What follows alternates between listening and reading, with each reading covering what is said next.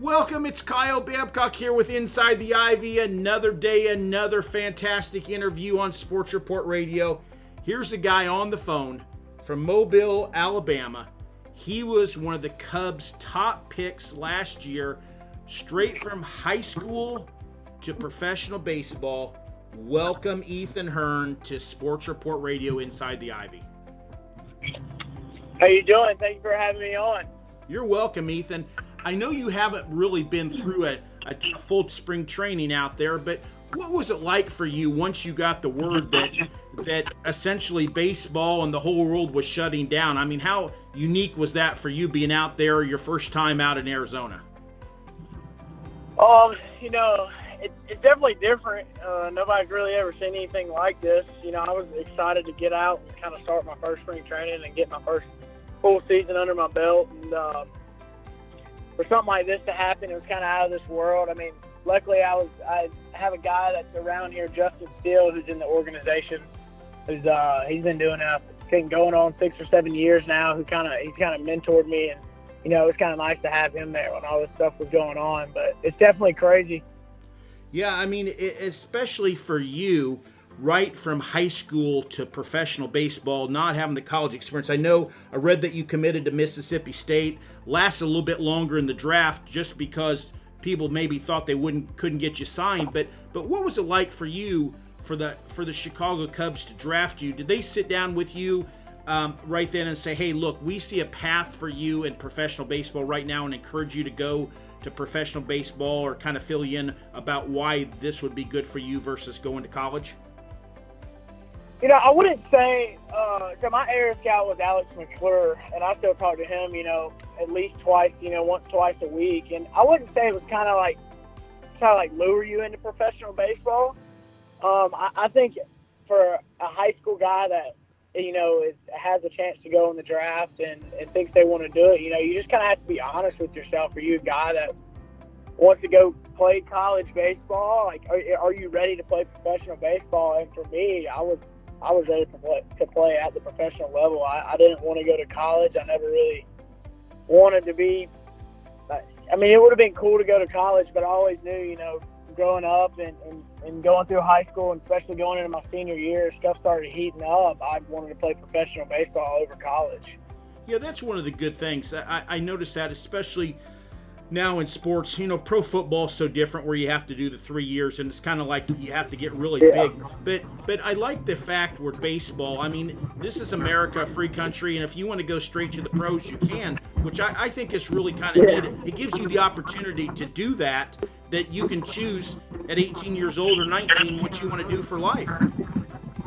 Yes, for sure. I mean, I love this. Like I said, I never grew up wanting to go to college. I always wanted to play professional baseball. We've had guys from Mobile get drafted before, and they always went to professional baseball, and that was just kind of inspired me and what I wanted to do.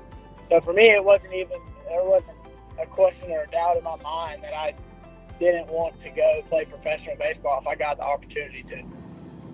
No, that makes a lot of sense. Ethan, you're a catcher, so the Cubs have been drafting a lot of pitchers the last few years, and I know catching is so important for framing and being there for the pitchers, because they require, the pitchers have to have a good catcher there.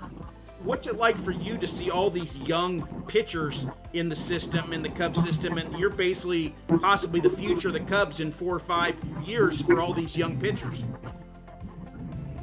It's kind of cool, when you get in with some of these younger guys that come out of high school, and they've definitely signed a lot of pitchers, but you got to have a guy, especially behind the plate, that can run a pitching staff and have those guys that want to throw with him, and he's got to be able to have 20 different personalities that he can get along with and still be able to keep all the position players together. I mean, catching just a lot more, people don't understand. It's a lot more than just going out there and playing on the field. I mean, you got to be able to run a pitching staff, which is 20 guys, and you got to know exactly what each one of them want to do when they come out there before they even get out there to do it. I mean, you're trying to make it as easy for them as it can possibly be. I mean, when they're pitching, as long as they can come out and just throw, and they know that I already know what they're thinking before they even think of it in their mind. It's going to make the game so much slower for them. It's going to make them be that much better.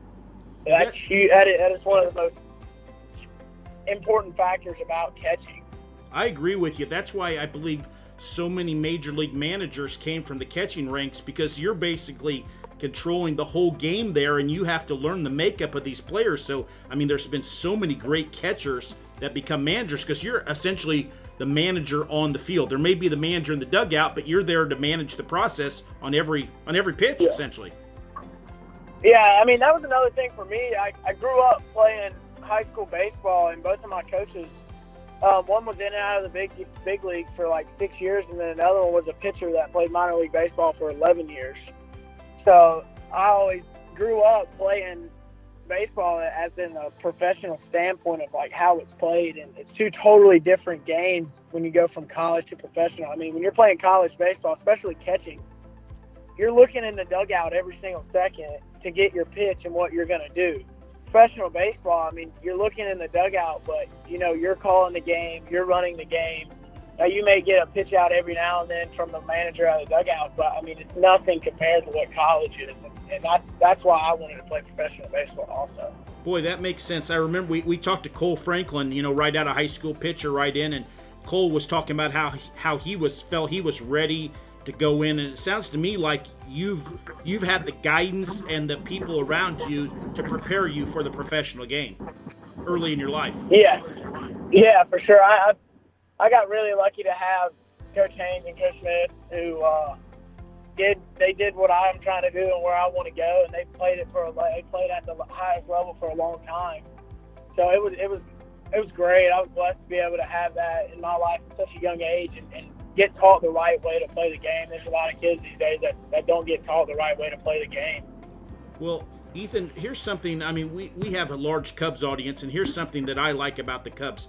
Not only do they draft talented players on the field, but they draft quality individuals, quality guys too. And you seem to, you know, through our conversation here, to really fit that mold of a quality guy that they're proud to have in the organization. And I assume you're really proud to put on that Cubs uniform and to think, man, I'm there's a lot of pride that goes with it for sure. Yeah. Now I read you've caught at Wrigley Field a few times. Yeah. So I got to play at Wrigley 3 times.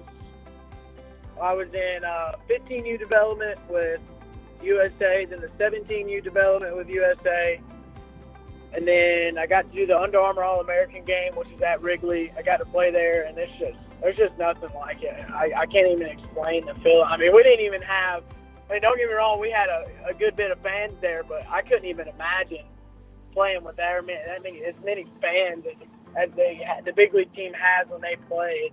It's incredible. There's not even a feeling that can describe when you walk out of that dugout, all the great players that have walked on the same stairs that you did and, you know, been in the same locker room, all the Hall of Famers. It's definitely an experience. Isn't that just really cool? I mean, I've been to so many Cubs games. I've been going to Cubs games my entire life. And Wrigley Field, I believe, is the greatest sports venue in sports, all across all of sports. Just the history, and to know it's in a neighborhood versus a new park. New parks are nice, but man, just the history at Wrigley. Yeah. And what I'm excited for is I can't wait to talk to you 4 or 5 years from now after you're catching at Wrigley Field and you're there as a professional big leaguer.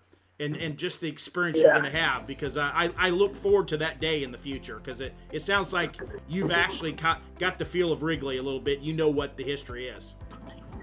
Yeah, it is definitely awesome. I mean, I've always grew up watching, you know, Major League games, and every time the Cubs are playing, no matter if it was Wednesday at 1 o'clock, it just looked like it was packed out. Like, you can't go anywhere else in baseball at any team and go get the fans that we have that go on in a midday game and pack the stadium out like they do. It's awesome to see. It is incredible. Ethan, you've been a fantastic interview here. I just really look forward to talking to you and watching you progress through the system from Eugene to South Bend to Myrtle Beach to Tennessee to Iowa and up to Wrigley. It's going to be fun watching your career, because you seem like one of the good guys, and I'm happy we had an opportunity to talk. Ethan, thank you so much. Thanks for your time, buddy. Thank you.